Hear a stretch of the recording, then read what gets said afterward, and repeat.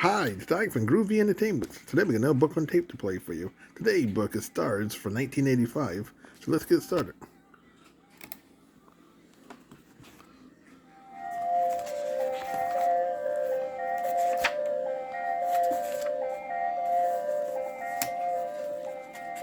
Stars.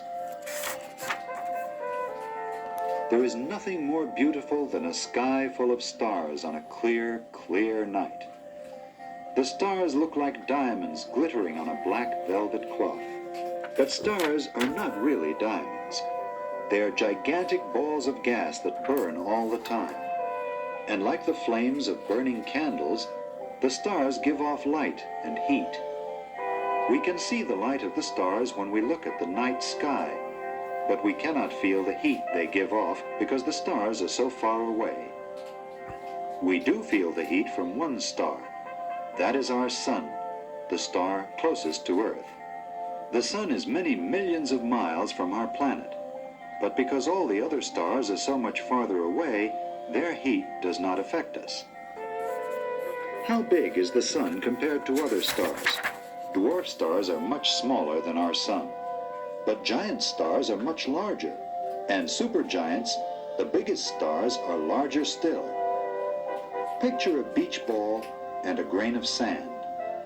The beach ball stands for one of the largest stars, and the grain of sand stands for our sun. That's quite a difference. But most stars are about the same size as our sun. They are called medium-sized stars. The sun is so close to Earth that light from the sun takes just 8 minutes to reach us. Light from the next closest star, named Proxima Centauri, takes about 4 years to reach us. So we say that Proxima Centauri is 4 light years from the Earth. Light travels at a speed of 186,000 miles per second.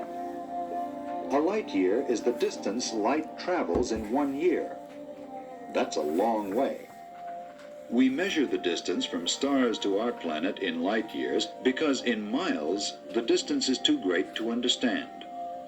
There is a very bright star called Rigel that is about 900 light years from Earth. If you see Rigel in the sky tonight, you are seeing the light that left that star around 900 years ago. Rigel looks blue-white in the night sky. This tells scientists that Rigel is a very hot star. The color of a star tells us its temperature. In this way, a star is like a ball of very hot metal. When the metal ball glows red, it is hot, but not as hot as it can be. When it glows yellow, it is hotter than when it was red. When it glows white, it is still hotter. And when it is blue-white or blue, it is hottest of all. We know that Rigel is extremely hot because its light is blue-white. Our own sun is a yellow star, so it is not as hot as Rigel. Another way of measuring stars is by their brightness or magnitude. Our sun appears to be the brightest star, but the sun only seems so bright because it is so close to us. Rigel is one of the brightest stars. Compared to a very bright star like Rigel, our sun is quite weak and dim. All stars give off light and heat and other forms of energy. These are the result of nuclear reactions. A star is made up mostly of 2 gases, hydrogen and helium. At the center of every atom of hydrogen or helium is something called a nucleus. When the nucleus of one hydrogen atom combines or fuses with the nucleus of another hydrogen atom, it is called nuclear fusion. 2 things happen at once. The hydrogen is changed into helium, and huge amounts of energy are released in the form of light and heat and atomic radiation. That's how a star releases energy. A hydrogen bomb also releases energy by nuclear fusion. But as powerful as it is, a hydrogen bomb is like the flicker of a firefly compared to the energy released by a star.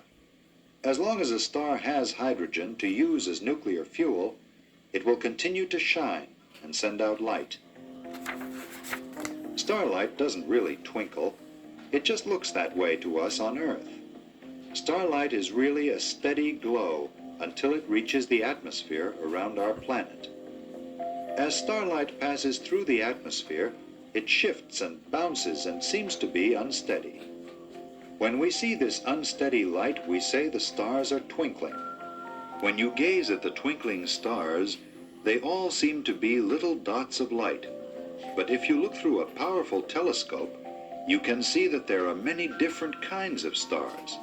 Some are actually two stars very close together, or even three or more stars. Sometimes a star becomes much, much brighter for days, weeks, or months. Scientists call this kind of star a nova. Nova is a Latin word that means new. At other times, the star becomes millions of times brighter, like a match flaring to life in a dark room. Then it fades away or seems to explode in a cloud of light. This kind of star is called a supernova. After many years of studying novas and supernovas, scientists believe they know how stars form, how stars change, and how stars die. Stars are formed, they tell us, from huge clouds of gas and dust. The gas and dust particles whirl around and around like a pinwheel. As they whirl, they are drawn together into a vast ball of gas. The particles on the outside press on the particles deep inside the ball of gas. The pressure gets so great and the ball gets so hot that the gases begin to glow. Finally, the pressure and the heat start a nuclear reaction. Now the gases have become a star. It takes many millions of years for clouds of gas to become a star, and it may take billions of years for the hydrogen in a star to be used up. Eventually, a star may expand and become a red giant, then shrink and turn into a white dwarf. Or a star may explode as a supernova, then become a neutron star. Or a star may expand and then collapse into a black hole whose gravity is so strong that nothing can escape from it. There are many clouds of gas and dust in space. Such a cloud is called a nebula, which is the Latin word for mist. We can even see some nebulae without a telescope. The ones we see are the closest nebulae. They are part of our own galaxy. A galaxy is an enormous collection of millions and millions of stars. Our galaxy is called the Milky Way because it looks like a splash of milk across the night sky. It is said to be a spiral galaxy because it is shaped something like a pinwheel. The Milky Way has more stars than anyone could count. They all travel around the center of the spiral. Our sun is one of those stars. It takes the sun about 200 million years to travel once around our galaxy. There are billions of other galaxies in space. Some are spiral-shaped, some are round, and some have no particular shape. Some of these galaxies are so far away that we are just beginning to learn about them. Scientists use many tools in their study of the stars. There are giant telescopes with eyes that see deep into space and cameras that record what these eyes see. There are instruments that pick up the sound waves and measure the radiation that come to us from distant stars and galaxies.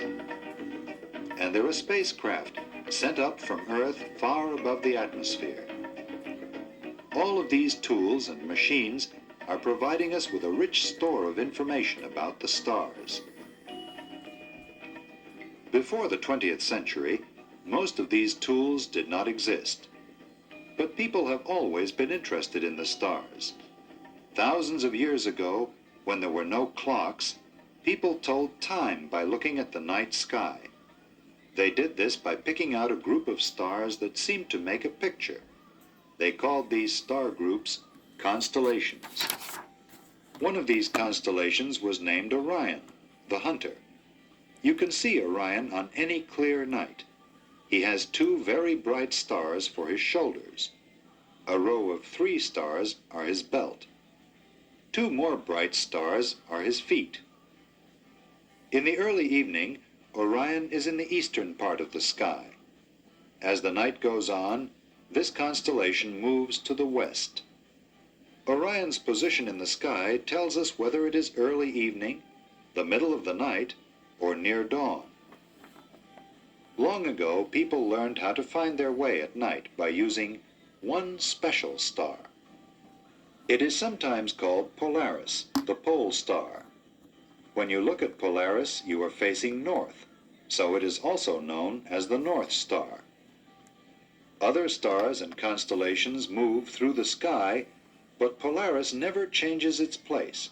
Polaris is always north. That is why, long before there were compasses, people used the North Star to guide them on trips across land or sea. As the centuries went on, people invented instruments to help them use the stars. One of these instruments is the sextant. A sextant measures the exact angle between a star and the horizon. Using this information and maps of Earth, a ship's navigator can tell exactly where the ship is. The stars have always been dependable guides to travelers on our planet. They have also been a source of wonder and beauty to people everywhere.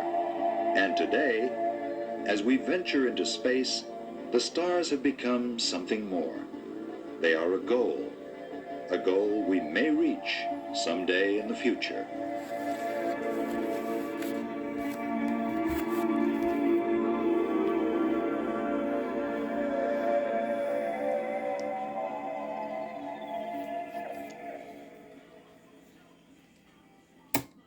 So that was Stars for 1985. So if you like, subscribe, share, and comment, and have a groovy day. Our next video will be Pete the Easter Chick.